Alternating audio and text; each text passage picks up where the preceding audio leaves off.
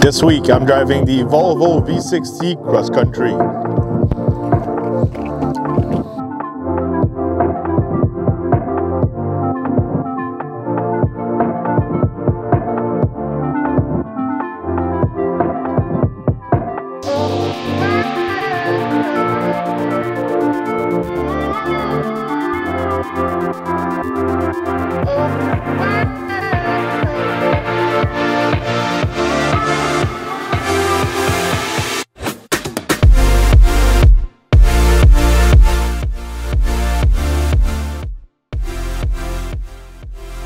Alright, this week the Volvo V60 cross country, pretty similar to the S60 I drove earlier this year, but completely different at the same time. This one is the wagon version of the S60, we could say. That's why it's called the V60.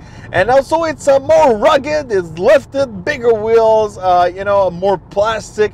It's really meant to be driven in more off-road, you know, rough road conditions. So that's the car I'm driving this week, and we'll go a little bit deeper inside of the V60. All right, price-wise, the V60 start around 49,000 Canadian, and the one I'm driving today, it's around 60, around these kind of price. The one I'm driving, obviously, is pretty well equipped, but you know, driving the V60 is pretty unique. You get that SUV kind of feeling, but at the same time, you got some good handling of a car. You get the comfort of a sedan.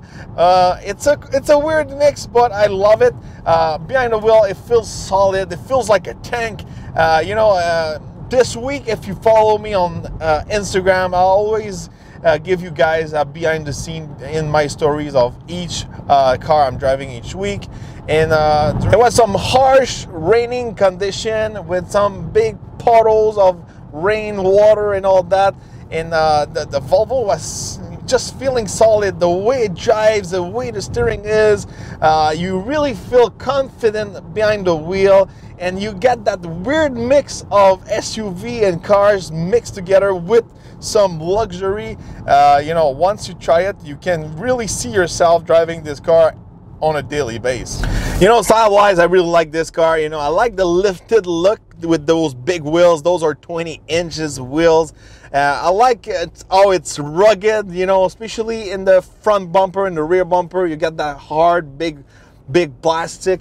You know, this is really meant to be, you know, used in rougher roads and all that, to handle some scratches and all that, especially when you're in more luxurious cars.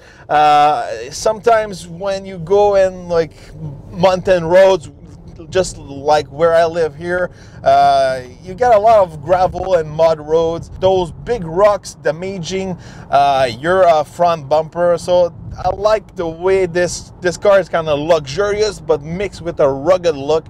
And you know, the lines and all that, the wagon style, you know, especially these days, the SUVs are, you know, taking over big time. So it's getting more rare and rarer to get these type of wagon these days. So I like Volvo to keep that style, but putting that cross-country look, you know, on it and all the function. It's just a really good mix. And you know, telling you the truth, you know, it's getting more and more popular, that look of lifted trucks, lifted cars. In the US, they call it the Safari. They can, you know, apply the Safari to a bunch of cars, a Porsche. I even seen a Huracan lately from Lamborghini. They give it the Safari treatment. So I really like that. And you know what? You know, our roads are not getting better, or they're always rougher. And especially here in Canada, you got the winter and all that. And these type of cars are ideal for rough roads, for I say rough road, it's just normal roads here in Quebec. So we have no choice. That the roads are not getting better, so we need to adapt our cars to these type of conditions and the roads. And I like the cross-country. The cross-country been on the market for a long time. Audi too been doing that.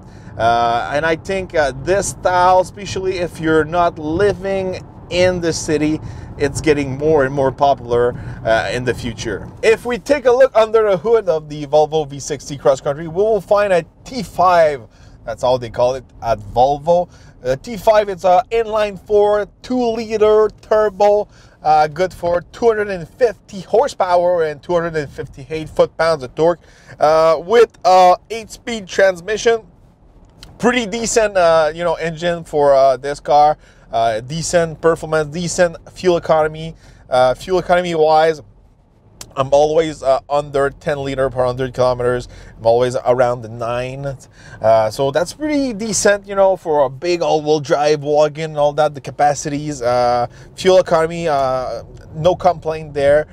Performance-wise, you know, I would like maybe to find the performance I will experience in the S60 with a T6. Maybe the T6 will be a little bit more interesting to get a little bit more juice. From my point of view, it will be awesome to have a T8 inside of this. Stepping inside of the Volvo V60 cross country, you've got that classic Volvo interior, really modern, really you know, clean. This one's got really like the aluminum look. This one's got those white seats, they call it blonde leather. It's a really nice look. It really matched the exterior. I love to match the paint with the seat. That's my thing. Decent amount of space for the kids in the back or adult, comfortable.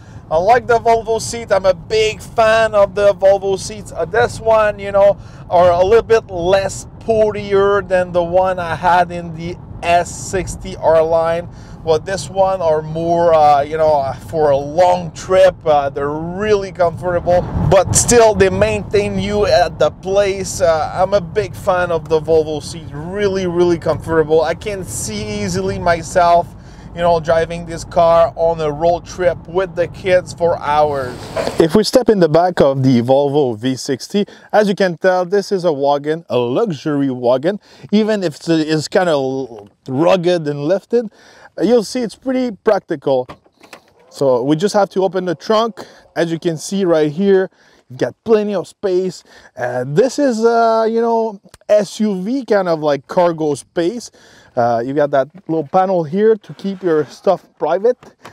So if you have like something precious, you went to the mall, bought a bunch of expensive clothes, no one can really see it. And what I really like is these buttons here. Pretty rare in cars, especially wagons and all that. So you just have to press. It puts down the seats. And now you have like really a massive cargo space to bring a lot of stuff. So the V60 brings you a lot. You still have the style, the luxury. You know, the V60's got a lot for it. If we take a look at the hatch of the V60, you have plenty of like ways to close it. If we take a look at these buttons right here, so here you can only close it, here you can close it and lock your V60, and also here you got that little drawing, you know, explain you can open it or close it with a simple, you know, move of your kick, I could say, of your leg. Plenty of SUVs got this technology. The Ford Escape was one of the first to introduce that technology. So it's pretty practical. If you have something in your hand, you just have to wave underneath the bumper and it will close the hatch. Right now I'm doing it. It's not closing the hatch because I don't have the key fob with me. So simply press on the button and it's gonna close the V60 hatch. You know, overall this week I had a awesome experience with the V60 cross country. I was really surprised how much I like this car and how it feels. You know, this week I was reviewing two cars at the same time, the Gladiator and the V60, and I was looking forward to drive the Gladiator, but you know, I had to choose between those two. It was a tough match. Even the price was pretty close for each one of them. Even if I'm an off-road guy, a really, you know, pickup kind of guy, the V60 is so good. It's so fun to drive. It's so solid. The comfort, it's just awesome. You know, I could, even if, you know, I like big trucks, big muscle car, big horsepower, I could easily see myself driving this car every day, and it's really those type of car. Once you try it, you fall in love with it, and you understand why would someone buy something like this. And also the price, I think it's, you know, it's just right there. It's not too expensive, and I think Volvo really delivers a lot for the price. And you get the luxury, it's practical, you get the looks, you get the comfort and everything. You know, for me, I'm really surprised with the Volvo brand this year, and the cross country is one of my favorite I drove so far this season.